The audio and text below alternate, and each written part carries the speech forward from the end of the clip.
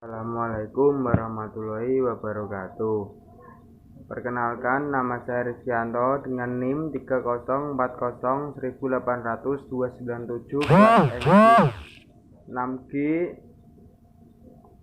dengan dosen pengampu Dr. Haji Bejo Santoso, MT PH.D, Makul Ekonomi Islam. Di sini saya akan mempresentasikan penerapan GCG dalam pengelolaan zakat. Konsep Good Cooperative Governance. Konsep Good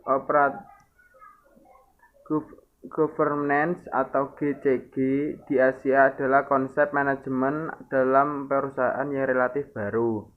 Konsep ini berkembang sejak tahun 1990-an. Rumusan struktur corporate governance itu adalah 1.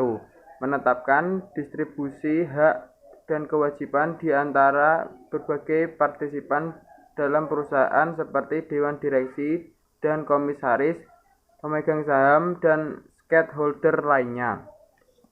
2. Menetapkan berbagai aturan dan prosedur dalam membuat keputusan mengenai perusahaan.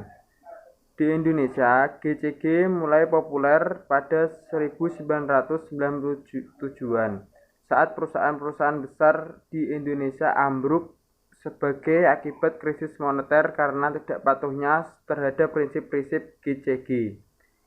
Menyadari akan pentingnya penerapan GCG pada tahun 1999 dibentuknya sebagai sebuah lembaga bernama Komite Nasional on Corporate Governance pada tanggal 19 Agustus 1999 melalui surat keputusan Menko Equin nomor ke-10 atau M Equin atau 08 atau 1999.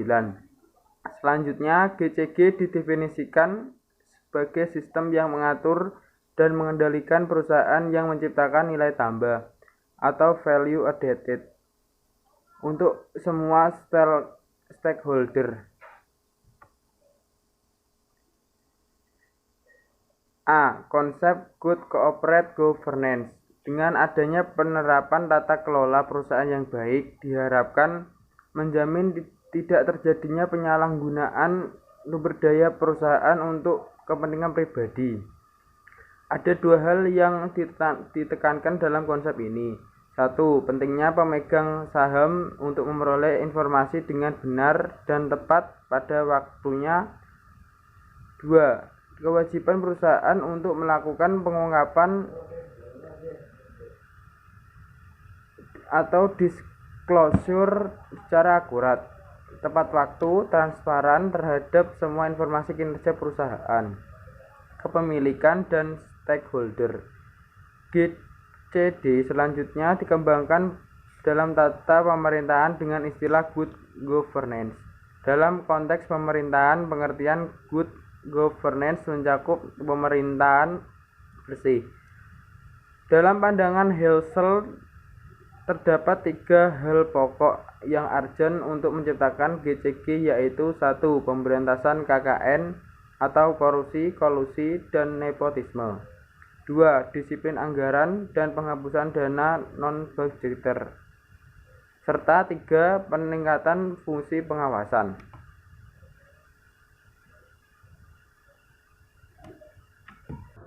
2 teori utama yang terkait dengan corporate governance adalah stewardship teori dan agency teori. Stewardship teori memandang manajemen sebagai dapat dipercaya untuk bertindak dengan sebaik-baiknya bagi kepentingan publik maupun stakeholder. Sementara itu, agensi teori yang dikembangkan oleh Michael Johnson memandang bahwa manajemen perusahaan sebagai agen bagi para pemegang saham akan bertindak dengan penuh kesadaran bagi kepentingannya sendiri, bukannya sebagai pihak yang arif dan bijaksana serta adil terhadap pemegang saham.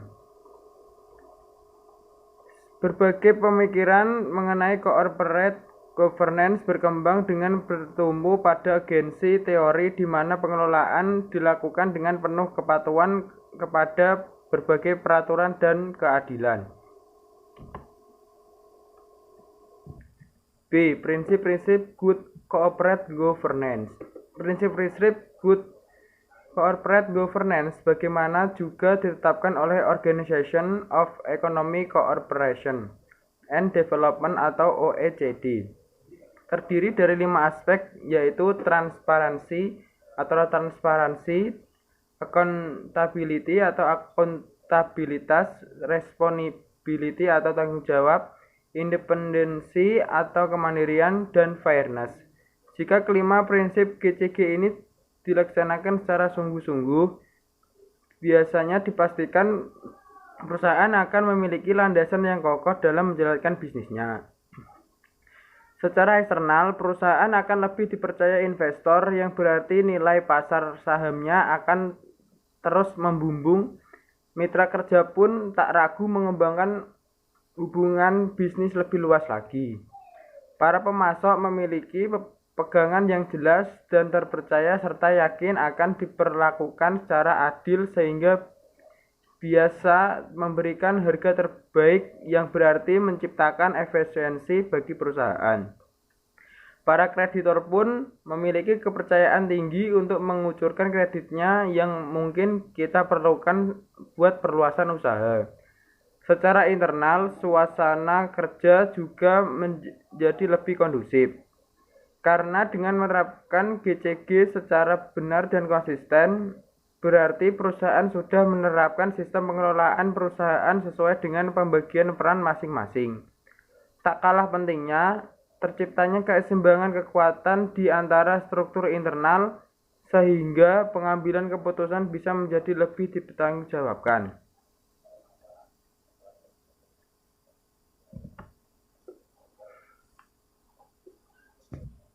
Transparansi atau transparency atau keterbukaan. Keterbukaan adalah suatu tindakan untuk menjelaskan segala sesuatu yang dilakukan oleh manajemen kepada publik.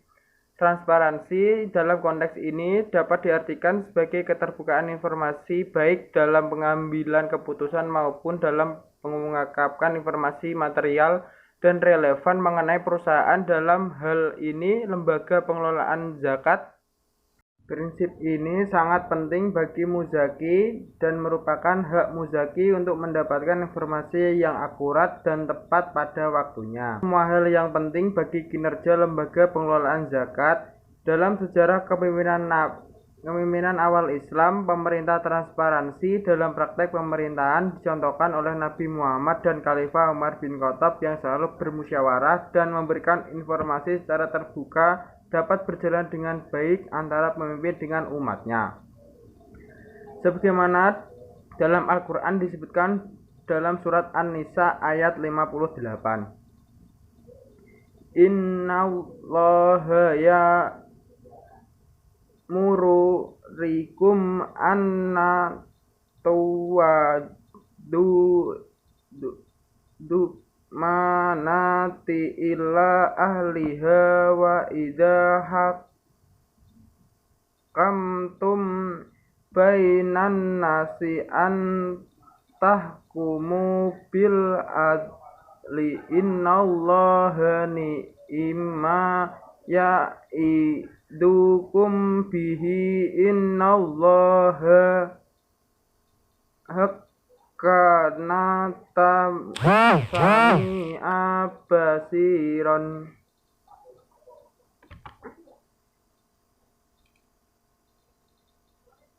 Akuntabilitas atau akuntabilitas. Berdasarkan keputusan Kementerian BUMN nomor KEP 107 MMBU 2002, akuntabilitas adalah kejelasan fungsi, struktur, sistem, dan pertanggungjawaban organ perusahaan sehingga pengelolaan perusahaan terlaksana secara efektif. Islam mengatur secara jelas prinsip akuntabilitas dan transparansi, yaitu memberikan arahan bahwa suatu perusahaan harus dapat menunjukkan prinsip keterbukaan dan kebebasan dari memanipulasi atau sidik prinsip tersebut sesuai dengan Al-Quran Surat Al-Baqarah ayat 222. Ya ayyuhalladzina amanu idza tadayantum bidaini illa ajalim musammu fakutubuhu wal yakun yakutub bainakum katibun bil adli wala ta'bakan tibun an yakutuba kama allamahullahu fal yaktub wal yam lilladzi alaihil yaqu wal yattafiq fillah rabbahu wala yab khas minhu syai'an fa in kanalladzi alaihi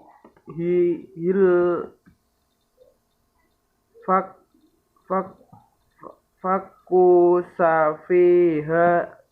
safihan au doi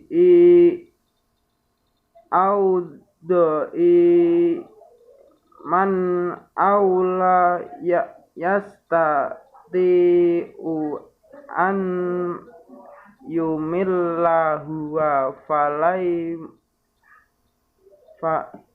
falyumli lil waliyuhu bil adli was tashhidu syahidaini min rajalikum fa in lam yakuna rajulaini farajulun yamra'atani mamman tardawna minasyahada antadilla ihdahuma fatudakaro ihdahama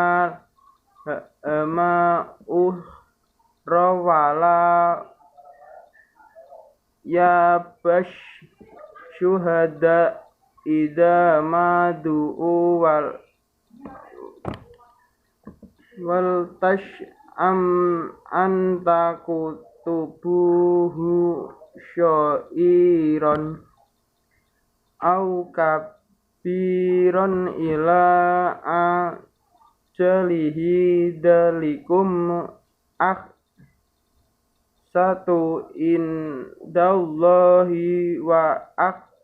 wa mu lisyahadati wa na ala tarbabu.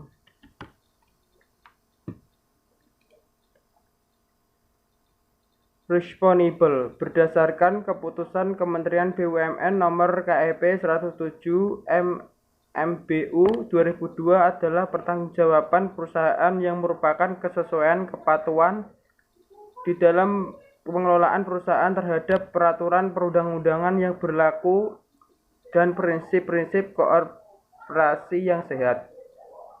Dalam hal ini, perusahaan memiliki tanggung jawab sosial terhadap masyarakat atau stakeholder dalam menghindari penyalahgunaan kekuasaan serta menunjung tinggi etika, moral, dan akhlak serta menjaga lingkungan perusahaan yang sehat. Sebagai pihak-pihak yang berkepentingan terhadap eksistensi perusahaan, stakeholder dalam hal ini adalah pengurus, BAZ, LAZ, para muzaki, para mustahik, pemerintah sebagai regulator, dan masyarakat dan lingkungan sekitar. Dalam Islam, prinsip responsibility atau al-musyiliyah ini terkandung di dalam Al-Quran surat Al-Isra ayat 36. Wal mufu ma laisa salaka bihi ilum syam'u wal basara wal fuwada kullu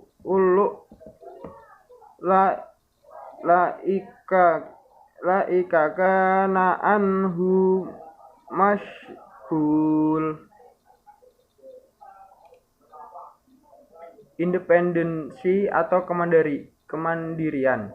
Berdasarkan keputusan Kementerian BUMN nomor KEP 107 MMBU 2002 adalah suatu keadaan di mana perusahaan dikelola secara profesional tanpa benturan kepentingan dan pengaruh atau tekanan dari pihak manapun yang tidak sesuai dengan peraturan perundang-undangan yang berlaku dan prinsip koorporasi yang sehat. Untuk itu, meningkatkan independensi dalam pengambilan keputusan, perusahaan atau lembaga pengelolaan zakat seharusnya mengembangkan aturan atau pedoman yang jelas dan tegas tentang bagaimana eksistensi organ-organ lembaga seperti para mustahik, para muzaki, pengurus lembaga pengelolaan zakat, dan pemerintah. Prinsip independensi atau al-huriyah ini terkandung dalam Al-Quran surat Yunus ayat 99. Walau sya'ar rabbuka lam ana man fil urdi kulluhum jami'an afa anta rihulhunna sya'at tabaku minin.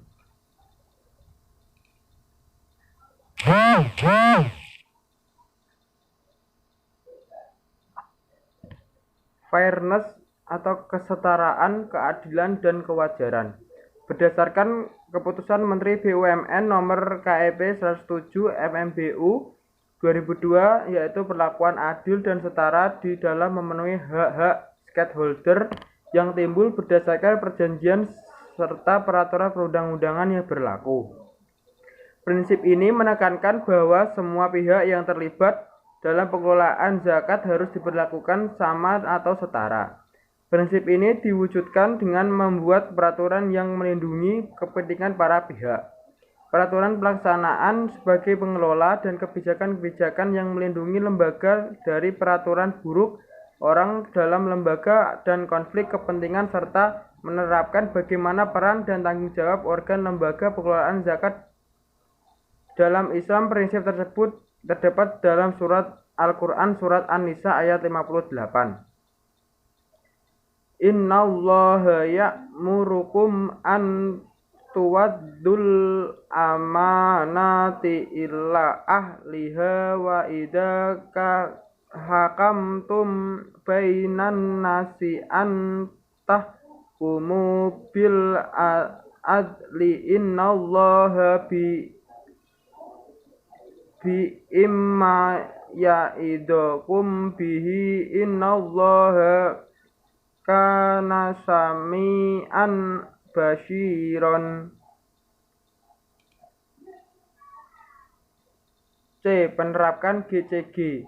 Kasus di Baja, Kota Yogyakarta. Penerapan prinsip GCG dengan masing-masing 4 butir indikator setelah meneliti temuan di Baja, Kota Yogyakarta. Untuk mengukur kepuasan responden atau muzaki terhadap penerapan prinsip-prinsip GCG, peneliti menggunakan kuesioner dengan skala 1:10. Semakin tinggi skor yang diberikan, maka semakin tinggi kepuasan muzaki terhadap Baska Kota Yogyakarta. Semakin rendah skor yang diberikan, maka semakin rendah tingkat kepuasan muzaki. Untuk transparansi, dengan 4 butir indikatornya yang memberikan skor 8/10 mencapai 59%. Untuk akuntabilitas dengan 4 butir indikatornya yang memberikan skor 8/10 mencapai 53%. Untuk tanggung jawab dengan 4 butir indikatornya yang memberikan skor 8/10 mencapai 72%. Untuk independensi dengan 4 butir indikatornya yang memberikan 8/10 mencapai 68%. Untuk keadilan dengan 4 butir indikatornya yang memberikan 8/10 mencapai 67%. Berdasarkan jumlah pegawai yang menyediakan diri menjadi muzaki memang baru mendekati 50%. Hal itu juga disebabkan faktor usia Baska yang relatif muda. Berdiri 2009, namun bila dilihat dari potensi capaian, kinerja pengelola zakat memuaskan dibuktikan dengan terbentuknya unit pengumpul zakat yang berjumlah 97 buah. Tingkat kepuasan pada tanggung jawab pengelolaan yang mencapai 72% dalam skala 8/10 menunjukkan trust atau kepercayaan dari muzaki yang cukup tinggi terhadap pengumpulan dan pentasyakuran zakat di Baska Kota Yogyakarta. Penerapan GCG kasus Kota Yogyakarta. Dampak dari penerapan prinsip GCG tentu berdampak pada kinerja pengelolaan yang terukur dalam kinerja yang berupa: pertama, meningkatnya kesadaran para pegawai dalam penuaian zakat profesi sehingga jumlah dana zakat yang terkumpul semakin meningkat. Kedua, meningkatkan fungsi dan peranan badan amil zakat dalam upaya mewujudkan kesejahteraan masyarakat dan keadilan atau pemerataan distribusi dana zakat. Ketiga, meningkatkan hasil guna dan guna zakat dalam realitas konkret dapat terlihat dari jumlah mustafik yang berpindah menjadi muzaki. Perbaikan manajemen dalam pengelolaan zakat dirasa penting untuk membangun kepercayaan para muzaki terhadap pengelola. Meskipun tingkat kepuasan sudah di atas 50%, namun hendaknya Baska Kota Yogyakarta berupaya terus untuk meningkatkan prinsip-prinsip GCG, terutama menyangkut akuntabilitas publik. Pilihan Baska Kota Yogyakarta untuk menggulirkan program Jogja Cerdas adalah tepat sasaran dan kontekstual dengan kondisi Yogyakarta sebagai kota pelajar. Namun demikian, pendidikan setingkat SLTA untuk saat ini sangat ketinggalan. Oleh karenanya, di masa yang akan datang, Baska Kota Yogyakarta diharapkan mampu meningkatkan bantuan pendidikan sampai jenjang perguruan tinggi. Tingkat ketidakmampuan melanjutkan pendidikan saat ini terjadi pada jenjang perguruan tinggi, seiring mahalnya biaya kuliah baik di swasta maupun negeri. Bab 8. Pendidikan berbasis wakaf, studi kasus UII Yogyakarta. Badan Wakaf UII adalah yayasan penyelenggaraan Universitas Islam Indonesia dan lembaga-lembaga pendidikan yang ada di lingkungan Badan Wakaf UII. Badan Wakaf dalam geraknya tersusun oleh organ-organnya, yaitu Pengurus Harian Badan Wakaf atau PHBW UII yang menjalankan tugas yayasan sehari-hari. 1. Lembaga Pengawasan dan Pengendalian Badan Wakaf. Mengawasi dan mengendalikan administrasi keuangan dan kebijakan terkait di lingkungan Badan Wakaf. Namun, tugas LPP BW UII adalah melakukan pengawasan dan pengendalian administrasi pemilikan dan penggunaan seluruh harta kekayaan Badan Wakaf UII. Tentunya meliputi kekayaan dana atau uang dan kekayaan barang fisik, serta melakukan pemeriksaan semua pelaksanaan anggaran dan belanja di lingkungan Badan Wakaf. Untuk mendapatkan informasi yang berkaitan dengan tugas pengawasan LPP BW UII diberikan wewenang untuk 1. Meminta informasi kepada berbagai di lingkungan Badan Wakaf UII antara lain kepada pengurus harian Badan Wakaf, pimpinan unit pendidikan, pimpinan unit usaha, pimpinan unit profesional, pimpinan proyek dan pegawai lingkungan Badan Wakaf UII. 2. Meminta bantuan langsung atau tidak langsung kepada unit-unit kerja di lingkungan Badan Wakaf. Serta 3. Memberikan rekomendasi penunjukan akuntan publik kepada pengurus harian dalam rangka melaksanakan tugasnya. 2. Kantor Pembendaraan Badan Wakaf. Karena KPBW adalah organisasi yang diamati Dewan Pengurus untuk mengelola secara administratif harta kekayaan Badan Wakaf Universitas Islam Indonesia atau BWUII. Oleh karena itu, data-data keuangan pada website ini mencakup informasi umum dan pelaporan keuangan BWUII untuk pihak internal. Visi BWUII adalah terwujudnya lembaga pendidikan yang mampu melahirkan pimpinan umat dan bangsa dengan komitmen kesempurnaan risalah Islami menuju umat unggulan. Adapun misi BWUII adalah menyelenggarakan pendidikan yang mampu memandu mengantarkan umat memenuhi fitrahnya sebagai khairu ummah atau umat unggulan yang dapat memerankan pelaporan kemajuan dan perubahan sosial ke arah masyarakat madani, sehingga terciptanya negeri yang indah dan penuh ampunan Tuhan atau baidatun tayyibatun wa rabbun ghafur.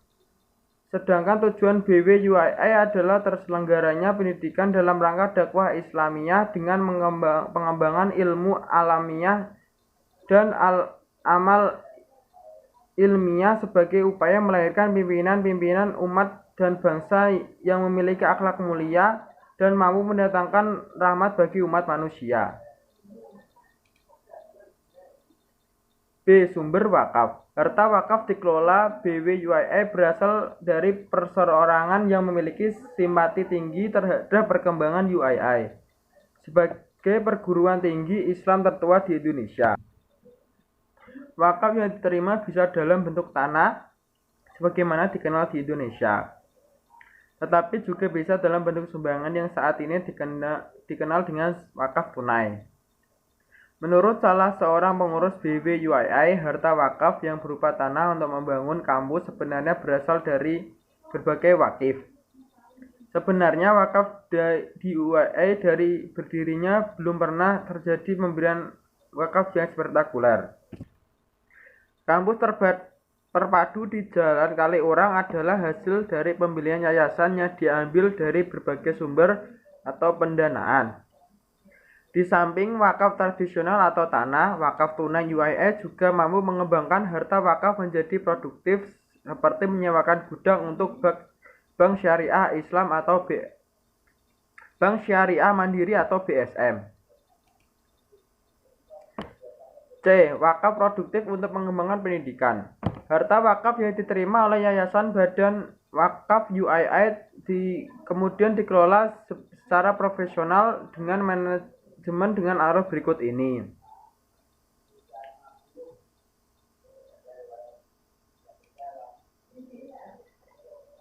Kinerja Badan Wakaf UII dalam pengelolaan harta wakaf secara produktif dapat diikhtiarkan bahwa pengelolaan harta wakaf produktif berupa 1. Pengembangan akademik.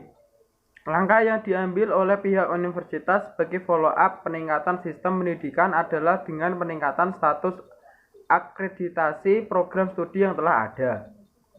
Pembukaan program studi baru, baik secara vertikal maupun horizontal, di semua lingkungan Fakultas UII. Fakultas yang dikembangkan saat ini adalah Fakultas Ekonomi, Fakultas Hukum, Fakultas Teknik Sipil dan Perencanaan, Fakultas Ilmu Agama Islam, Fakultas Psikologi, Fakultas Matematika dan Ilmu Pengetahuan Alam, Fakultas Kedokteran. 2. Perintisan perpustakaan dengan membentuk dan mengembangkan perpustakaan sebagai pusat pengembangan wacana akademik mahasiswa. 2 buah perpustakaan yang telah dimiliki UII, satu di Yogyakarta dan satu di Surakarta. UII juga bekerja sama dengan Perpustakaan Islam dan Perpustakaan Hatta atau Hatta Foundation, di samping 2 perpustakaan yang telah dimiliki. Perpustakaan Islam memberikan prioritas khususnya bagi mahasiswa dan dosen UII untuk memanfaatkan buku-buku yang menjadi koleksinya. 3. Perkebunan. Usaha ini merupakan hadiah dari Dato Syed Ibrahim bin Umar Al-Shagab. Perkebunan itu ada di beberapa pulau yang terletak di daerah Riau, Provinsi Sumatera Tengah. Luasnya berjumlah 15.000 baus atau 27.625 acres. Sebagian besar lahan tersebut ditanami dengan pohon karet, akan tetapi perkebunan tersebut tidak dipelihara sejak pecahnya Perang Dunia Kedua. Pada akhirnya dengan kondisi perkebunan yang sudah tidak ada pohonnya dan sulit dikembangkan. Pada tahun 1982 dibeli oleh seorang pengusaha dari Jakarta. 4. Pendirian unit percetakan dan penerbitan UII. Percetakan dan penerbitan UII berdiri pada tanggal 11 November 1991 dan ditandai dengan penyerahan secara resmi oleh Ketua Bagian Keuangan Badan Wakaf UII Mr. Sunarjo, Kepala Dewan Pengurus Badan Wakaf UII, dalam satu piagam yang dinamakan dengan piagam penyerahan. Unit usaha dapat berjalan dengan baik sejak dinyatakan sebagai badan hukum dalam sebuah akta notaris nomor 8 tanggal 9 1953 dengan nama Jajasan Percetakan dan Penerbitan UII dengan kedudukan di Yogyakarta. 5. Penyusunan rencana pembangunan gedung. UII sudah memiliki kampus yang luasnya 15 hektar. Sekitar 13 hektar. Hanya saja lokasinya tersebar di beberapa tempat di Yogyakarta. Pada tahun 1982 dalam rangka pembangunan dan perluasan kampus, dibentuklah panitia kampus terpadu, yaitu sebuah panitia yang bertugas untuk melakukan usaha-usaha pembangunan kampus terpadu UII yang presentatif dan seluruhnya berada dalam satu kompleks. Ketua Pelaksana kampus terpadu adalah Prof. S. Portadireja. Pada tahun 1993, panitia berhasil memilih tanah untuk kampus terpadu yang terletak di Desa Binjotan, Umbul Martani, Ngemplak, Sleman. 6. Pendirian pondok pesantren. Badan Wakaf UII menawarkan program rekrutmen unggulan yang nantinya akan dibina secara intensif dalam sebuah lembaga pondok yang dikombinasikan dengan pendidikan reguler setingkat setara 1 atau S1 di fakultas yang ada di UII sesuai dengan minat dan kemampuannya. Pondok pesantren ini merupakan fasilitas pelengkap pendidikan yang diresmikan oleh Bupati Sleman pada tanggal 2 Oktober 1996. Idealisme awal dibukanya program pesantren ini adalah untuk menghasilkan lulusan yang akan kembali dan mengabdi di daerah masing-masing. Namun dalam perjalanan waktu, idealisme awal mengalami pergeseran di mana para lulusan diberikan lahan yang lebih fleksibel tanpa ada keharusan untuk kembali ke daerah asalnya. 7. Mendirikan SMU UII. Sekolah ini pada awalnya diresmikan sebagai laboratorium Fakultas Tarbiyah UII yang ditetapkan melalui surat keputusan pengurus harian Badan Wakaf UII nomor 15 tanggal 1900 Mei 1994. Dan keberadaannya dikukuhkan dengan SK Kakanwil Depdikbud Provinsi DIY nomor 1052 103 J tahun 1994 secara resmi. SMU UII ini dibuka pada tanggal 16 Juli 1994. 8. Taman Kanak-kanak Sultan Agung. Keberadaan Taman Kanak-kanak Sultan Agung semakin melengkapi lembaga-lembaga pendidikan yang berada di bawah naungan Badan Wakaf UII. Lembaga pendidikan ini terletak di jajaran Sardonoharjo, Ngaglik, Sleman, Yogyakarta. Taman kanak-kanak Sultan Agung ini merupakan hasil wakaf dari seorang penduduk desa tersebut yang bernama Dr. Perudin, seorang alumni Fakultas Tarbiyah UII. Realisasi pengelolaan dana wakaf tunai di Badan Wakaf UII belum maksimal, serta belum menyentuh aspek-aspek dalam kegiatan ekonomi, karena hanya sebatas diperuntukkan untuk pendidikan dan pelayanan sosial sebagai pembangunan rumah sakit. Untuk itulah dibutuhkan sistem organisasi yang handal serta manajemen yang profesional dalam pengelolaan dan pengembangan manajemen wakaf tersebut. Fungsi kepemimpinan juga memiliki andil dalam pengambilan kebijakan dalam manajemen wakaf. Karena alur pendistribusian segala jenis wakaf dilakukan oleh seorang nazir yang benar-benar memiliki niat untuk beribadah. Kesimpulan, zakat adalah kewajiban seorang muslim untuk mengeluarkan nilai bersih dari kekayaan dan tidak lebih satu nisab diberikan kepada mustahik dengan beberapa yang telah ditentukan. Zakat merupakan rukun Islam ketiga yang diwajibkan di Madinah pada bulan Syawal tahun kedua Hijriah setelah diwajibkannya puasa Ramadan. Tujuan pengelolaan zakat adalah untuk meningkatkan pelayanan bagi masyarakat dalam menunaikan zakat, mewujudkan kesejahteraan masyarakat dan keadilan sosial, serta meningkatkan hasil guna dan daya guna zakat. Menurut Undang-Undang Nomor 41 Tahun 2004 adalah perbuatan hukum wakif untuk memisahkan dan atau menyerahkan sebagian harta benda miliknya untuk dimanfaatkan selamanya untuk jangka waktu tertentu sesuai dengan kepentingan guna keperluan ibadah atau kesejahteraan umum menurut syariah. Wakaf berfungsi untuk mewujudkan potensi dan manfaat ekonomis harta benda wakaf untuk kepentingan ibadah dan memajukan kesejahteraan. Sekian presentasi dari saya. Terima kasih. Bila ada tutur kata yang kurang berkenan, mohon dimaafkan. Wassalamualaikum warahmatullahi wabarakatuh.